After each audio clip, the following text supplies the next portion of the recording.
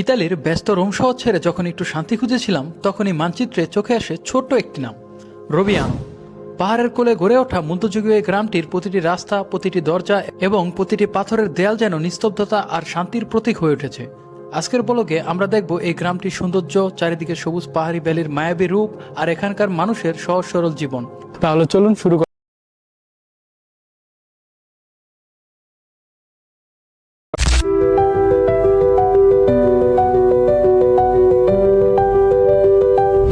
Hello বন্ধুরা, কি অবস্থা সবার? আশা করি সবাই ভালো আছেন।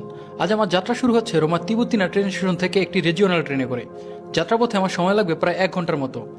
এই যাত্রাপথে যখন ট্রেন আস্তে আস্তে পাহাড়ি সবুজ পথ ধরে উপর ওঠা শুরু করে তখন পুরো রোম শহরের এক অপূর্ব পানোরামিক ভিউ দেখা যায় এবং পরক্ষণেই তিবোলি শহর পেরিয়ে ঢুকে পড়ে সুবিশাল পাহাড়ি অঞ্চলে।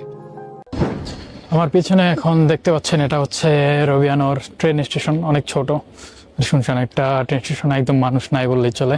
আর ট্রেন স্টেশন থেকেই এই পাশে যে উপরে একদম যে শহরটা দেখতে পাচ্ছেন এটাই হচ্ছে রবিয়ানোর মূল শহর। এখন আমি হাঁটতে হাঁটতে ওইখানে যাব।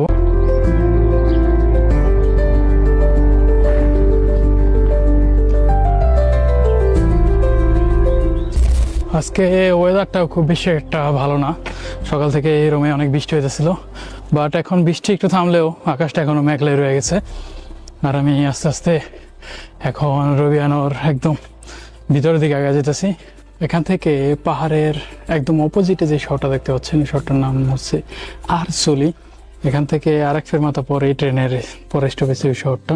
আজকে আমি এই জায়গায় আসছি, যদি ডেলাইট বেশি থাকতো তাহলে এই জায়গা যাওয়ার চেষ্টা করতাম, কিন্তু আজকে মেবি আর পসিবল না। আজকে আমি আপনাদেরকে এই শহরটাই ঘুরে দেখানোর চেষ্টা করি। রবিয়ানো লাসি অঞ্চলের একটি পাহাড়ি গ্রাম, যা ঠিক রোম শহর থেকে মাত্র 1 ঘন্টা গাড়ির দূরত্বে অবস্থিত। জনসংখ্যা প্রায় 700 থেকে 800 মানুষের কাছাকাছি।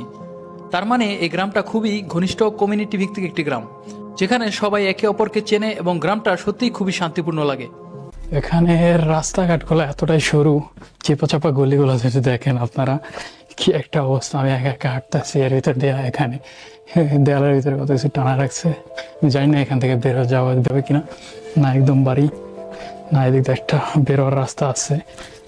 আর আমি যেটা বলতে নিয়েছিলাম যে যতদিন ধরে আমি ড্রোন কিনছি 2-3টা জায়গা বাদে কোনো জায়গায় আমি শান্তিভাবে ড্রোন উড়াইতে পারিনি, কারণ আজকে কিছু চামচিকা আছে না, চামচিকা যেগুলো আকাশে ওরে অলওয়েজ উঠতে থাকে, ওইগুলো এসে আমার ড্রোনরে এমনভাবে আক্রমণ করা শুরু করছে।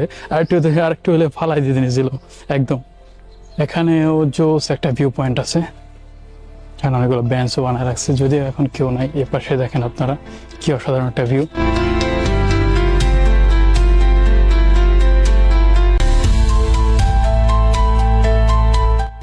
গত ভিডিওতে আমি ইতালির ওয়েদার নিয়ে একটা কথা বলছিলাম, যার কারণে অনেকে আমার অনেক কথা বলছেন।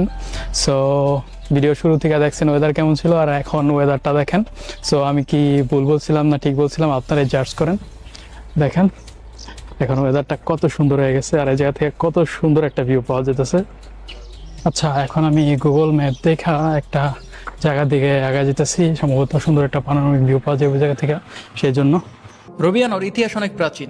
এটি রোমান যুগে গড়ে উঠেছিল এবং মধ্যযুগে গুরুত্বপূর্ণ প্রতিরক্ষামূলক অবস্থান হিসেবে ব্যবহৃত হতো।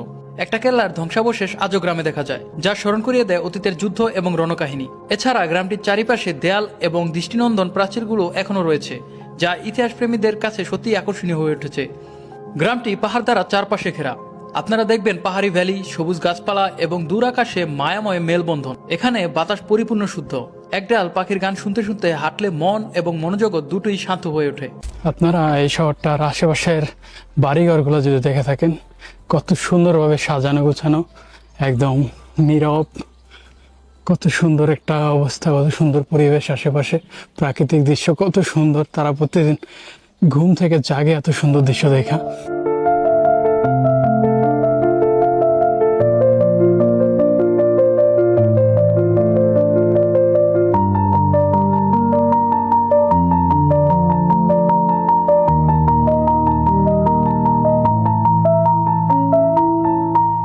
সত্যি বলতে এখন আমি আপনাদেরকে বলবো যে এই জায়গাটা আমার আসলে কেমন লাগছে। এখানে রোম থেকে আসতে মাত্র 1 ঘন্টা লাগে। আমি ইমাজিন করতে পারি নাই যে রোমের আশেপাশের এত কম দূরত্বে এত সুন্দর একটা জায়গা আছে।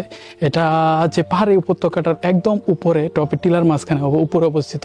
যদি আপনি এই শহরটা থেকে হালকা দূরে সইরা উপর থেকে এই শহরটা দেখেন, এত বেশি সুন্দর লাগে, জাস্ট মাইন্ড ব্লোয়িং, কি বলবো।